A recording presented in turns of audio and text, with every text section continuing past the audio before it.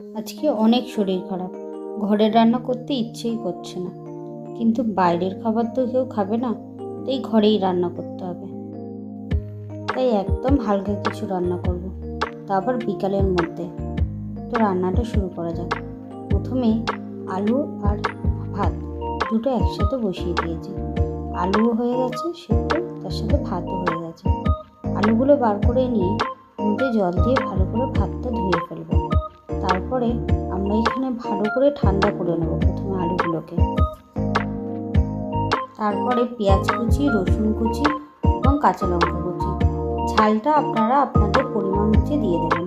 সব কিছু একদম ছোট ছোট করে কেটে নিয়ে গরম তেলে ভাজতে বসিয়ে দেবেন।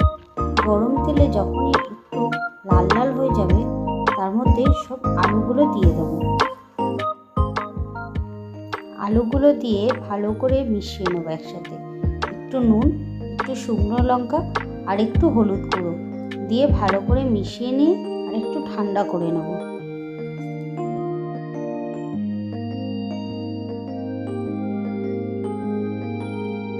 তারপরে ভালো করে হাত দিয়ে চটকে নেব।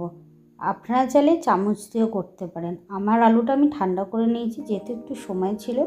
তারপরে আমি ভালো করে হাত দিয়ে মাখিয়ে নিয়ে টেস্ট করে নুনটা একটু কম লাগলো, অল্প পরিমাণে নুন দিয়ে দিলাম। তারপরে ভালো করে মাখিয়ে নিয়েছি। তারপরে এখানে বেসন নিয়েছি। যেহেতু আমার এখানে 4 জনের মতো আলু, সেই পরিমাণ বুঝে আমি বেসন নিয়েছি, মানে 1 কাপ মতো। আর সেই 1 কাপেরই অর্ধেক কাপ মতো জল নিয়েছি। বাটারটা একটু মোটা থাকবে, খুব বেশি পাতলা হবে না। তারপর আলুগুলোকে একদম ছোট ছোট গোল গোল করে ওই বেসন গুঁড়ো দিয়েই আলুগুলোকে শুকনো শুকনো করে নিচ্ছি। তারপরে বেসনের যে ব্যাটারটা গুলেছিলাম, সেই বেসনের ব্যাটারের মধ্যে সব আলুগুলো দিয়ে দেবো। গোল গোল করে আলুগুলো করা বেসনের ব্যাটারের মধ্যে দিয়ে এখানে গরম সর্ষের তেল দিয়ে ভাজা হবে। আমি এখানে সর্ষের তেল দিয়ে ভাজছি, আপনারা চাইলে রিফাইন অয়েল দিয়েও ভাজতে পারেন। গরম তেলের মধ্যে এপিট ওপিট করে ভালো করে ভেজে নিলেই আমাদের এখানে আলুর বড়া রেডি হয়ে যাবে।